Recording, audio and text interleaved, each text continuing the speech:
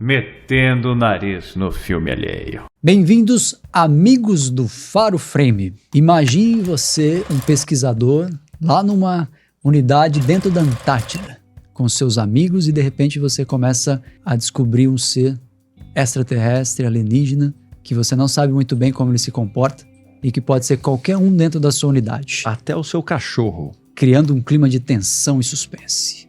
Este é O Enigma de Outro Mundo, de 1982. Antes de mais nada, gostaria de indicar aí para quem estiver visitando o canal, se você não é inscrito, se inscreva, deixe sua curtida, deixe um valeu para contribuir para o canal. Este é um projeto de trazer bastidores e curiosidades aqui no mundo do cinema. Pedro, como que foi a sua experiência com O Enigma de Outro Mundo? Olha, é um baita filme, como você falou, pesquisadores na Antártida, cai uma nave lá, tem um ser, e esse ser causa, né, ele é um eu vou falar em inglês, shapeshifter, né, ele assume formas, lá, né? no filme eles falam que ele imita a forma de outras pessoas, né, de outros seres orgânicos. Ele é um ser que assume várias formas. Cara, a primeira vez que eu vi esse filme, falando sério agora, não sei nem se foi na Globo, assim, não sei se passou na Globo, Bandeirantes, eu lembro que no fim de semana, assim, os últimos a irem pra cama no fim de semana, eu e meu pai. E aí a gente via TV, não tinha internet, não tinha nada, eu era garoto, e apagava-se a casa toda, ficava tudo escuro, e eu com o tal na mão, né?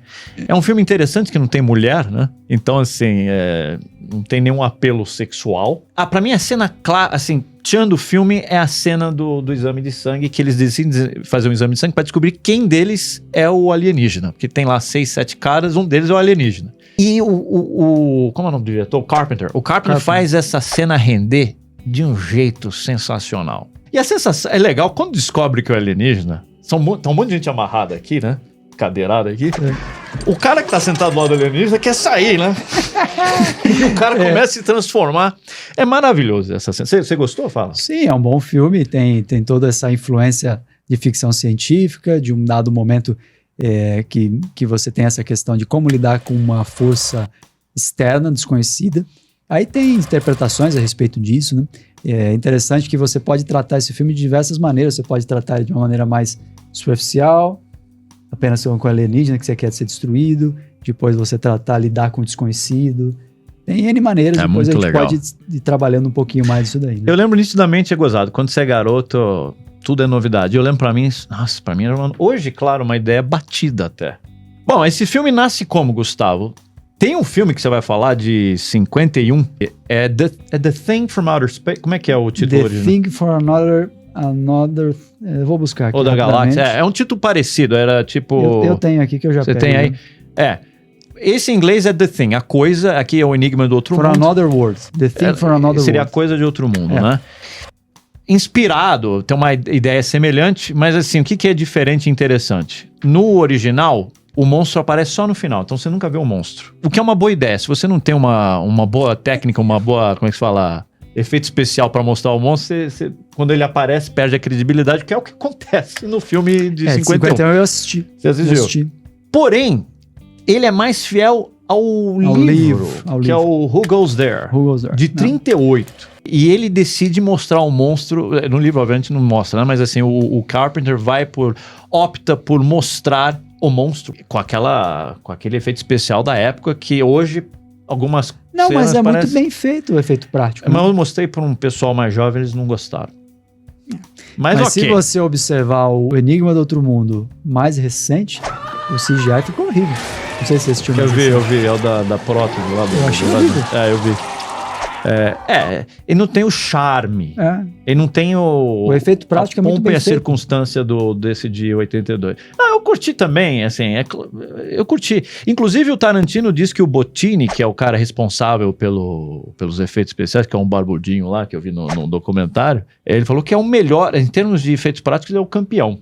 Então Tarantino falou isso. Bom, esse filme, ele é muito interessante porque ele é localizado na Antártida, mas ninguém vai na Antártida fazer filme, ainda não fizeram isso. Foram numa coisa muito próxima à Antártida, que não geograficamente, mas foram numa geleira, na divisa do Alasca com o Canadá. Dificílima locação, as externas, né? As internas foram feitas em Los Angeles no calor de 40 graus e os caras de casaco para simular que tava na Antártida, né? Muitas aventuras, acesso de helicóptero, uma geleira, teve briga de bar, porque não tinha muita opção de entretenimento nos intervalos, estão no meio do nada, então eles iam em bares ali, frequentados por caminhoneiros, por locais, houve desentendimentos, teve nevasca, teve uma hora lá que eles estavam voltando de helicóptero, subiu uma nevasca, eles tiveram que pousar, ou sei lá, nem decolar.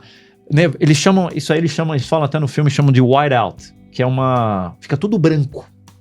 Você não vê nada, fica tudo branco. Eles mencionam isso no filme, né? Mas você, Gustavo, eu lembro que você vai falar dos efeitos especiais, né? Tem vários efeitos especiais que são emblemáticos desse filme. A gente começou a debater aqui sobre diferenças do 51, 51, de 82 e de 2011. Depois eu vou debater um pouco mais essa dinâmica dos filmes, mas os efeitos especiais são importantes nesse filme, que ele é emblemático e ele acaba pautando outros filmes do gênero. Tem as transformações alienígenas, que as criaturas foram produzidas ali pelo Rob Bottin. É Bottin. É Bottin, não é Bottini, né? Bottin, eu falei Bottini, mas é Bottin. Ele usa a combinação de objetos animatrônicos, maquiagem, próteses, materiais como gelatina e borracha, simula carne derretida e mutações. Lembra muito o Alien de 79 também, né? Algumas questões assim. Que ele usa. Aquela criatura de cachorro alienígena, uma combinação de cães reais, bonecos animatrônicos, e efeitos de maquiagem também para mostrar o momento que o cachorro se transforma numa criatura alienígena. Tem as explosões sangrentas, que é os efeitos práticos, usando saco de sangue falso, prótese de látex, explosões controladas e assim por diante. Tem a questão dos efeitos de fogo, porque eles usam muito fogo no filme, né? Porque para matar o alienígena só com fogo. Mas é curioso que eles tentam, né? Eles nem sabiam muito bem como matar alienígena, mete fogo que mete acaba, o fogo, né? E por acaso dá certo, ainda bem. Aí eles têm que usar dublê, tem que ter técnica de segurança rigorosa, porque é complicado você usar um lança-chamas assim, né? De qualquer jeito, né? Vai botar fogo no estúdio todo, né? Olha, a cena do sangue é sensacional. Eu tenho um comentário sobre efeito especial, posso falar? Pode, fica à vontade. Você falou que foi usado gelatina para simular a carne, né? Então, nessa época, pessoal, não tinha muito recurso. Então, a pessoa tem que ser extremamente criativa. Tem uma cena no filme que um médico, ele vai usar... Como é que chama? Desfibrilador? Então, ele coloca no peito para dar aquele... Só que a pessoa... onde ele estava tentando reanimar, não era uma pessoa. Era uma criatura. Era uma criatura. Então o peito colapsa. Então ele entra, o braço do médico entra, aqui se forma um dente e corta o braço do médico, né? Entra e ele corta aqui e o médico fica com o braço cortado. Hoje em dia, você põe uma meia azul aqui assim, né? Igual no Forrest Gump. Exato. E aqui fica igual o cenário e parece que só tem o cotoquinho. Naquela época não tinha isso. O que eles fizeram? Aí eu achei bárbaro, assim, a criatividade do cara. Quando corta o braço e corta para a pessoa que tá sem braço, eles pegaram o molde da pessoa e colocaram sobre um rapaz que tinha os braços cortados, ou por acidente, tem um acidente metalúrgico. Ele não tinha os braços. Não tinha os braços, aqui na altura do cotovelo, antebraço, né? E colocam o molde do rosto do médico nele. E ele fica, né? É uma cena rápida, enfim. Mas é legal, assim, é real. É muito crível, né? É muito crível. Com certeza. Você tem aquele impacto, né? O braço do cara foi mastigado pela criatura. A boca que aparece no abdômen é muito bacana. Forma uma boca aqui, come, muito bem feita. Que ele coloca o braço, obviamente não tem uma lâmina, né? É só alguma coisa mole. Então, corta o braço e na hora que corta de volta pro rapaz, que era o médico, aparece esse dublê, né? Seu dublê de corpo sem os cotocos. Né? Só com os cotocos. Ótimo, sem os antebraços, né? E outra coisa curiosa, Gustavo, é que as cenas internas tinha que ter frio, tinha que ter fumacinha na boca. Então eles fizeram o velho truque de refrigerar o estúdio. Só que era o seguinte, lá fora, Los Angeles estava 40 graus. Então, assim, teve gente gripada, o cara saía de um ambiente, tirava casaco, botava casaco. E eles falaram que era tanta roupa que eles desistiram de tirar a roupa. Tava tão frio que eles iam almoçar com aquele casacão, né? No calor. 40 graus. E ele falava que as pessoas viam as pessoas andando. E assim, teve uma hora, tem um cara que leva um tiro aqui, aí tem uma maquiagem de tiro aqui, e ele foi feito, era do almoço, aí ele foi. E as pessoas ficavam olhando pra ele no refeitório, né? Era gente decepada, com sangue. Que maravilha. É igual do Planeta dos Macacos. Bem-vindo né? a Hollywood. O cara tinha que comer com a maquiagem, né, do macaco. Com o suquinho, né? Sim. O E suquinho. daí tem várias coisas. Tem aquele efeito especial muito bacana da cabeça mecanizada. Você lembra que um dos pesquisadores, ele foi tomado pela criatura, aí a cabeça começa o pescoço começa a desintegrar, cai só a cabeça e cria uns tentáculos, como se fosse um tentáculo de um siri, por exemplo. E aí ele sai andando. Que são umas patas. E é uma seria, cabeça mecanizada com efeitos práticos, foi usado, né? Para essa questão da decapitação. E dava muito mais efeito realista para a situação, né? Então, os efeitos excelentes que conseguiram trazer uma realidade, tornar o filme muito mais crível, né? Bom, Pedro, dando sequência, tem uma pergunta que você mencionou rapidamente aí no filme. Por que não tem mulheres no filme? Então, no roteiro original, escrito pelo Bill Lancaster, a equipe de cientistas na Antártida não incluía mulheres, né? O John Carpenter quis manter isso, que era o diretor, ele quis ficar mais fiel ao livro. O livro, que é o Who Goes There, o roteiro é do Bill Lancaster e é baseado no livro Who Goes There, do John Campbell. O roteiro não tinha, no livro também não tinha, quis se tornar fiel à história original. A ideia era manter uma atmosfera de isolamento extremo, tensão crescente. A presença de mulheres poderia trazer uma dinâmica diferente no personagem e poderia ter algum interesse amoroso também no filme, né? Se tivesse mulher, provavelmente teria um interesse amoroso. E aí isso né? acabaria desviando um pouco, né? E aí o Carpenter queria manter a questão de horror, desconfiança, mas naquele lá. Ficou legal. E uma outra coisa é que na década de 80 era muito comum os gêneros de terror e ficção serem dominados por elencos masculinos. Sim. A decisão de excluir mulheres poderia ser influenciada pelo contexto cultural e social da época. Mas aí vem uma questão que quebra um pouco, um contra-exemplo, é o Alien de 79, que tem a protagonista feminina, que é a Sigourney Weaver, que fazia a Ripley. Se bem que no Alien de 79, eu acho que a mulher sendo protagonista tem um quê, assim, não vou dizer machista, mas assim, para atrair homens, porque ela tá sem sutiã o tempo todo, molhada, uma roupa bem curtinha aqui, bem, né? Então assim, ela tá sexy, né? Pode ser apelo masculinizado, sexo sensual. O que pode parecer como é que chama? Empoderamento? Protagonismo, né? Empoderamento feminino.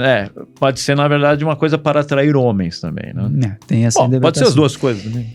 Mas é uma curiosidade inusitada, apesar de a gente falar que não tem mulheres nesse filme, a esposa do John Carpenter na época, que era Adrienne Barbeau, ela emprestou a sua voz ao computador com o qual o McReed, o Kurt Russell, joga xadrez no início do filme. É a voz dela? É a voz dela. É a única presença, entre aspas, feminina no filme. Uma coisa que acho que é interessante a gente falar, que aí bate com o assunto que você estava debatendo, Pedro, que é a questão do fracasso e redenção desse filme. O contexto de lançamento desse filme, ele foi lançado ali em 82, começo da década de 80, ele foi lançado mais ou menos na mesma época do ET, o Extraterrestre. Extraterrestre. E o ET teve muito mais sucesso do que esse filme inicialmente. E aí uma explicação é que no começo da década de 80 nos Estados Unidos era marcado por um problema econômico, uma recessão econômica muito pesada. E muitas pessoas queriam ir ao cinema para ter um escapismo, para ter uma coisa mais legal para se ver, não mais uma história triste, né, de violência. Sair da realidade, então, o ET foi muito mais bem recebido do que o The Thing, aqui, o Enigma de Outro Mundo, né? O John Carpenter diz que na verdade, isso foi uma grande sacada do Spielberg, porque o ET foi um filme barato, né? A gente hoje lembra do Spielberg das grandes produções, ele foi um filme barato, que o estúdio não torceu o nariz para fazer, faz aí. Filme alegre, alienígena feliz. Alegre. Enigma do Outro Mundo, triste. Alienígena demoníaco. Pesado, né? Final não feliz, ou ambíguo, se você preferir. E ele era muito violento, as pessoas diziam que ele era grotesco, efeitos especiais como exagerados, né? E o ET sai, acho que um mês antes. Quando ele sai, o Carpenter vai na pessoal do Universal e fala assim, adia isso aí, vamos adiar isso acho que pro Halloween, porque é um filme de terror e tal. E o pessoal da Universal já tava com tudo engatilhado. Até o cara mostra, não, já tem aqui os pôsteres aí, esse o melhor em terror alienígena, tentando pegar carona com o Alien, né? E uma outra coisa que ele acabou competindo. Ele queria mudar o nome também, desculpa. Ele queria mudar o nome pra esse nome do Who Goes There, que Who Goes There. Em vez de falar Enigma, The Thing. The Thing, a coisa, né? E também ele teve o lançamento junto com o Blade Runner e o Conan o Bárbaro. Então ele tinha uma certa concorrência com alguns outros. Concorrência. Né? Falamos aí já do Blade Runner. Né? Tá. E uma outra coisa é a questão dos efeitos especiais. Pro início o pessoal não recebeu tão bem, depois foi considerado inovadores, né? Muito bons para a época. Ele acabou tendo redenção conforme foi tendo o apoio dos fãs. Os fãs foram apoiando, dando boas revisões. Os críticos voltaram e ele acabou tendo um sentimento de ser filme cult, ser revolucionário para ficção científica a posteriori, não no começo. Né? Uhum. Queria comentar aqui um pouco sobre a inspiração e sequência. Tem a inspiração do Monstro do Ártico, que é de 51, Enigma do Outro Mundo de 82 e Enigma de Outro Mundo de 2011. O filme de 51, ele tem essa questão também de alienígena, mas era um alienígena... Tinha um conceito na década de 50 que se falava muito de vegetais invadindo a Terra, né? Se nós lembrarmos lá... A gente fez um filme, né? O Vampiro de Almas. Vampiro de Almas. Vampiro de Almas de 56 tem essa questão também de ser um vegetal. Vegetalzão. Que invade, que toma conta das pessoas. Mas é gozado que tanto em um quanto no outro tem essa questão do medo do desconhecido. Uma coisa que toma e que vai mudando. Ele fica com a sua mesma percepção de humano, mas muda a sua concepção humana, né? De empatia, pede essas coisas. Né? Então, tem essas relações entre os filmes. Eu acho que a visão do Enigma do Outro Mundo de 2011, ele tenta fazer como se fosse um prequela, de dizer o que tinha acontecido com os noruegueses antes, mas é praticamente uma cópia de 82 sem o mesmo charme. Né? Perdeu muito nesse filme de 2011. Acho que o CGI foi muito mal usado. Sabe? Eu não tenho fresco na memória, eu vi esse de 2011. Eu pessoalmente não curti muito. Né? Aí tem essa relação que nós fizemos do de 56. Tinha um conceito que eu queria falar aqui, Pedro. Acho que nós chegamos a debater sobre o conceito da destruição mútua assegurada. Que em inglês é o Mutual Assured Destruction. Ele é MAD. É um conceito da Guerra Fria, que implica que as grandes potências têm suas armas nucleares e que se uma começar a usar, a outra vai usar e todo mundo vai se destruir. Exato. E aí o equilíbrio fica na questão do terror e do medo. Por isso que se tem bomba atômica, dizem os especialistas, né? Pra não ser usado. Mas você saiba que eu tenho, não faça loucuras comigo que eu explodo essa porra. Então. Né? E aí o paralelo com o filme no isolamento da Antártida, a equipe de pesquisadores, ele enfrenta um inimigo invisível. E tem medo daquele inimigo, que ele pode se transformar em qualquer coisa. E aí tem uma desconfiança total, né? O conceito do MED aplica-se a isso, uma desconfiança total do que está acontecendo, as consequências devastadoras que podem acontecer, o equilíbrio precário entre um e outro, porque a qualquer momento pode se destruir as coisas que estão acontecendo.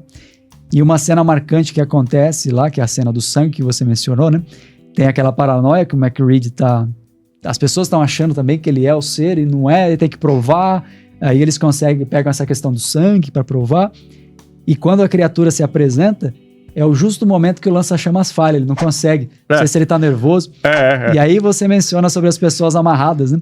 Eu fiz o paralelo que assim, as pessoas amarradas é como se fossem os países que não têm as bombas atômicas tentando se afastar, falando, meu Deus, eu vou morrer, tira esse negócio perto de mim, né? Sensacional aquela cena. E aí eu faço esse paralelo, o cara tá tentando, ele tá amarrado do lado do ET e ele não consegue sair. E é como se fosse a nação, que o outro tá... Genial aquela cena. A nação tá ameaçando de soltar a bomba e você que não tem a bomba, você fala, meu, não solta, você que tá no meio do tiroteio, né? Não, deixa que eu quero sair daqui, não tem como ser, todo mundo vai ser destruído, né? Então... Aí uma última coisa que eu gostaria de falar, Pedro, nós vamos temos um filme do canal aqui que chama Solaris, de 72, que é um filme mais introspectivo, mais contemplativo, né? Certo. E que lida também com o ser alienígena. Eu fiz essa análise do meu lado, talvez outras pessoas já tenham chegado a essa conclusão, não vou falar que eu inventei a roda aqui, mas eu fico pensando assim, né? Esse filme, Enigma de Outro Mundo, como tantos outros que lidam com um ser alienígena, eles lidam com o ser alienígena como sendo uma coisa diferente. E sendo uma coisa diferente e desconhecida, qual que é a primeira coisa que você quer fazer? Matá-lo. Destruí-lo. Né? E é uma abordagem que é essa abordagem que tem no Enigma do Outro Mundo, no Solaris é diferente. Existe um ser alienígena diferente, só que eles não tentam matá-lo. Eles tentam compreendê-lo, entender como que ele vai interagir com o ser humano, o que pode influenciar ou não. É porque o alienígena do Solaris é menos ameaçador e menos feio, né? Ele vem até na forma de mulher lá no ex-mulher do astronauta, do psicólogo. Vem outro Agora, conceito, esse aí é difícil você não querer matar, viu, Gustavo? Pousa um negócio daquele, abre a cabeça do cara, sai uma garra, assim, você pega esse lança-chama. Quero queimar!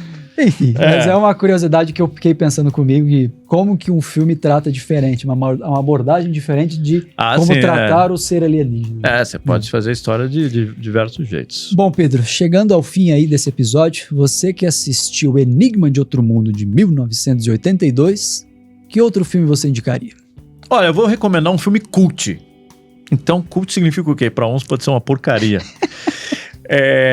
Esse filme se chama A Coisa, né? O Enigma do Outro Mundo em inglês é The Thing, A Coisa, né? Tem um filme que foi lançado nos anos 80 que chama em português A Coisa. Só que em inglês? The Stuff, também é a mesma tradução, The Stuff. É uma bagunça. Eu falei com um amigo, ele falou, mas essa coisa não é aquele outro. Eu falei, não, é o contrário. Você viu esse The Stuff? Eu já vi, já.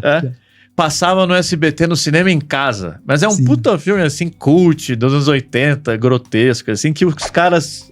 Sai um produto novo, parece um marshmallow, que chama Stuff. E as pessoas vão comendo e vão sendo dominadas.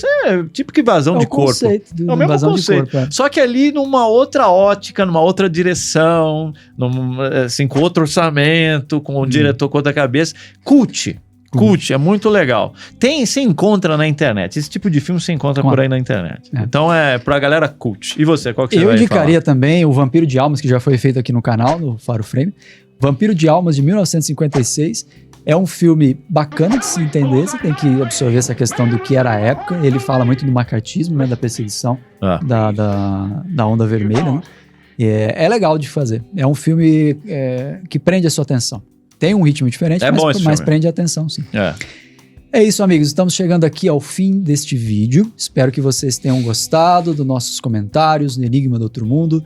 Deixe seus comentários, suas críticas, que nós vamos absorver e conversar aqui com a nossa produção e tentar melhorar o que for possível.